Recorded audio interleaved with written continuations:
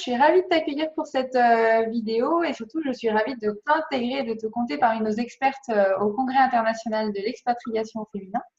Et donc, pour donner envie à toutes celles qui vont nous regarder, qui vont découvrir le congrès, je te propose de te présenter puis nous en dire un peu plus sur toi. Bonjour Anne et merci beaucoup vraiment de m'avoir sollicité pour intervenir dans le cadre de ce congrès international de l'expatriation au féminin qui est une initiative absolument formidable vraiment et qui est le résultat d'un travail titanesque que tu as accompli et c'est un vrai service que tu rends à la communauté des femmes expatriées, donc des expatriées d'une manière générale et je tenais à te remercier pour ce travail. Et pour ta sollicitation, je me sens vraiment honorée. Alors, je suis Rosiane Ungo Monteverde, avocate au barreau de Paris et habilitée à exercer à titre principal à l'étranger. Donc, je suis toujours attachée à mon barreau parisien, d'habilité par mes deux barreaux d'origine et d'accueil à exercer ma profession d'avocat. Et en tant qu'avocat expatrié, je conseille essentiellement, je pense même être le premier cabinet d'avocats français à avoir dédié son activité aux expatriés français.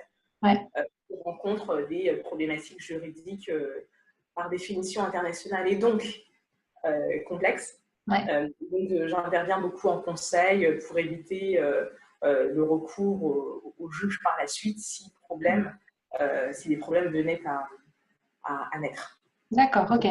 Alors, de quoi tu vas nous parler lors de ta conférence? Alors, on pourrait parler d'énormément de choses pendant très longtemps.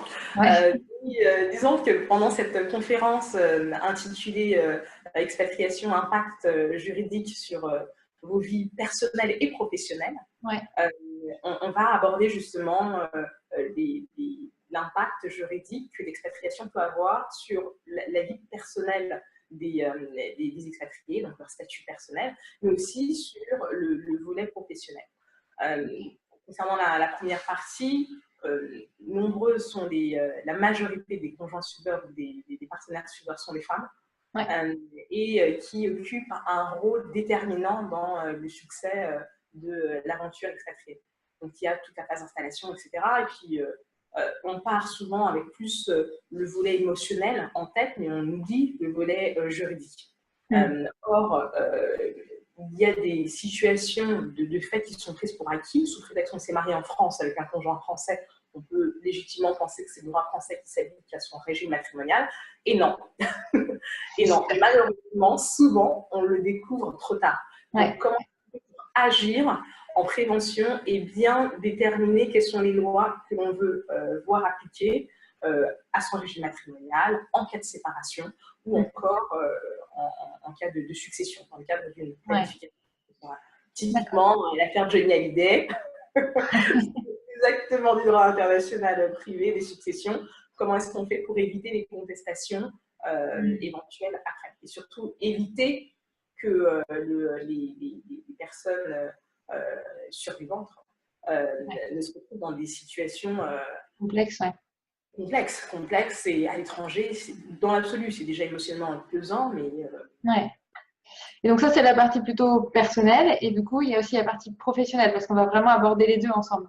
Absolument, parce que on peut s'épanouir en occupant seulement en occupant son rôle de mère éventuellement ou d'épouse à plein, qui est une sacrée activité. Mais on peut aussi vouloir développer une activité qui soit la sienne et qui nous sorte du cadre familial.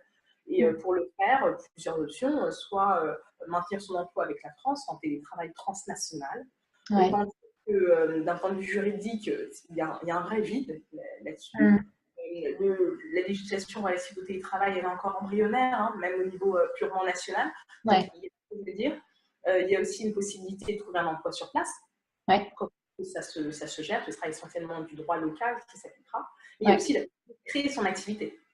Et alors, créer son activité nomade, juridiquement, quels sont les impacts, comment s'organiser? C'est tout ce dont je vais vous parler lors de cette conférence qui sera dense. Mais disons qu'on attirera l'attention sur les points clés. Les points clés, et qui va être riche parce qu'on va vraiment pouvoir aborder, et c'est ce qui va être intéressant à l'échelle du congrès, mais aussi dans cette conférence, aussi bien le plan personnel que le plan professionnel. Et du coup, expatriation au féminin en tant que femme, en tant que peut-être maman, en tant que peut-être épouse et en tant que femme professionnelle. Donc, tous les pans de notre personnalité, entre guillemets, vont être intégrés.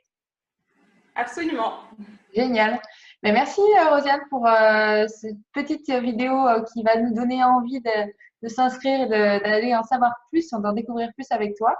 Et puis donc on se retrouve le vendredi 8 juin à 10h heure de Paris pour pouvoir découvrir tout ça ensemble et échanger parce qu'on sera dans le cadre d'une conférence en ligne et en direct. Donc on pourra aussi avoir cette interaction avec chacune des participantes. Merci, puis donc à bientôt. Merci beaucoup, Anne. À bientôt.